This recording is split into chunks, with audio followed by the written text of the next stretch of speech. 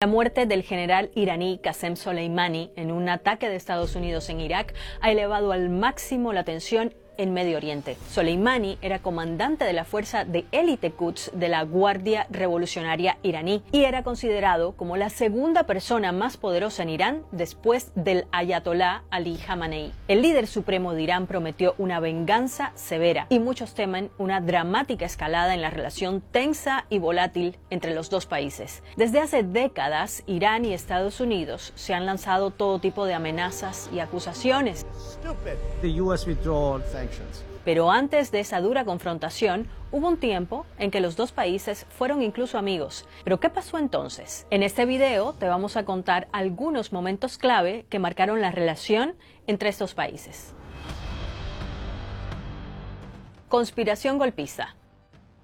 Puede decirse que todo empezó a complicarse en la década de los 50. El primer ministro de Irán en aquel momento, Mohammad Mossadegh, nacionalizó el petróleo iraní. Y eso no gustó a Reino Unido, que hasta entonces había controlado la producción petrolera del país. Con la ayuda de la CIA, los británicos derrocaron al primer ministro elegido democráticamente en Irán. En su lugar llegó el Shah Reza Pahlavi, un monarca autoritario que acallaba a sus críticos con la ayuda de la temida policía secreta iraní, la Savak. El Shah contaba con el apoyo de Estados Unidos, lo que despertó entre la población el sentimiento antiestadounidense. Ese desprecio hacia Estados Unidos lo representaba especialmente una figura cada vez más crítica con el régimen del Shah, el líder islámico Ayatolá Jomeini. Por su oposición a Reza Pahlavi, Jomeini tuvo que exiliarse en 1964.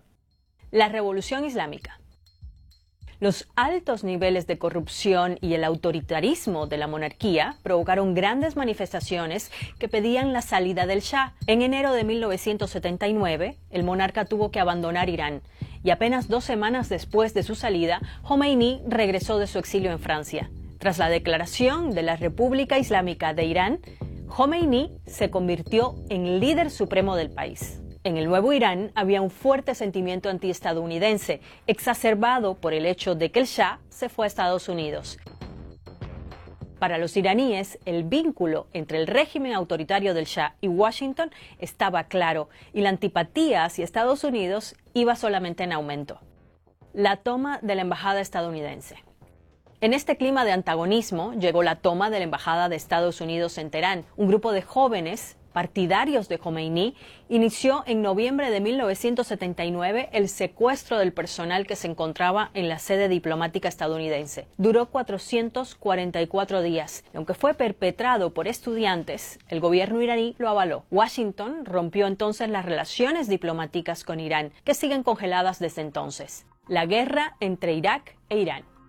En 1980, Irak invadió Irán, desencadenando una guerra sangrienta. Estados Unidos apoyó en ese momento al régimen iraquí de Saddam Hussein. El ejército iraní atacó objetivos estadounidenses en el terreno y se calcula que en ese conflicto murieron alrededor de 1 millón de personas. Después de 8 largos años, Jomeini aceptó un alto al fuego.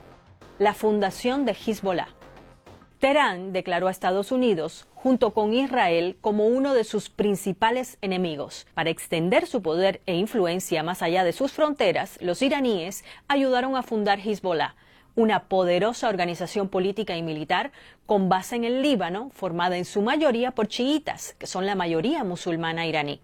Israel, fiel aliado de Estados Unidos, considera a Hezbollah una organización terrorista y antisemita. El derribo de un avión de pasajeros. En 1988, un buque de guerra estadounidense derribó un avión de la compañía Iran Air. Murieron 290 personas. Estados Unidos nunca se ha disculpado por lo que aseguró que fue un error. El eje del mal. Durante la presidencia de George W. Bush, la relación entre ambos países se recrudeció aún más. Bush incluyó a Irán en lo que él llamó el eje del mal, que incluía también a Irak y a Corea del Norte. Estados Unidos empezó a ver con preocupación el programa nuclear iraní, asegurando que suponía una amenaza para la estabilidad de Medio Oriente. La comunidad internacional aplicó fuertes sanciones a las exportaciones del petróleo iraní y su economía entró en crisis. El acuerdo nuclear.